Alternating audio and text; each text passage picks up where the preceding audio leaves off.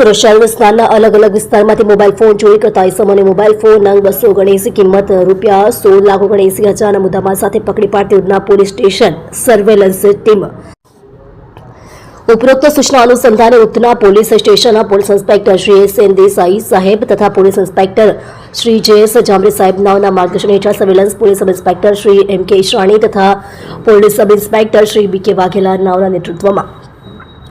Surveillance સ્ટાફના માણસો સાથે પેટ્રોલિંગમાં હતા. તે દરમિયાન સાથેના પોલીસ કોન્સ્ટેબલ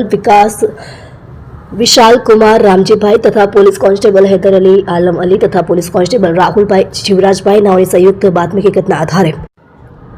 ઉધના ખત્રીનગર પાસે બ્રિજ નીચે આરોપીઓ નામે રવિ રૂમાલભાઈ રાજનટ ઉંમર વર્ષ 31 ધંધો મજૂરી રહે પ્લોટ નંબર 37 સંતોષીનગર ઝુંપડપટ્ટી નવાગામ ડિંડોલી સુરત શહેર તથા સંતોષ ઉર્ફે લંગડા બાબુભાઈ ગાયકવાડ ઉંમર વર્ષ 44 ધંધો મજૂરી રહે ઘર નંબર 221 સંતોષીનગર ઝુંપડપટ્ટી નવાગામ ડિંડોલી સુરત શહેરનાઓ પાસેથી કુલ 15 મોબાઈલ ફોન મળી આવેલ તેમજ ઉપરોક્ત બંને આરોપીની વધુ પૂછપરછ કરતા તેઓ એક અન્ય આરોપીને મોબાઈલ વેચાણ અર્થે આપવા માટે આવેલ જેથી આરોપી નામે ધીરજ રવિન્દ્રભાઈ જોપે ઉંમર વર્ષ 25 ધંધો નોકરી રહે plot number 58 જગદંબાનગર CR Patil road પાસે ડિંડોલી સુરત શહેરનાઓનું ઘરે જઈ તપાસ કરતા કુલ 279 અલગ અલગ કંપનીના મોબાઈલ સાથે પકડી પાડી જે મોબાઈલ ફોન વિશે પૂછતા મજકૂર ઈસમોએ સુરત શહેરના અલગ અલગ વિસ્તારમાંથી લોકોની વધુ પડતી ભીડ હોય ત્યાં લોકોએ નજર ચૂકવી તેના કિસ્સાઓમાંથી તથા BRTS બસમાં મુસાફરી કરતા પેસેન્જરની નજર ચૂકવી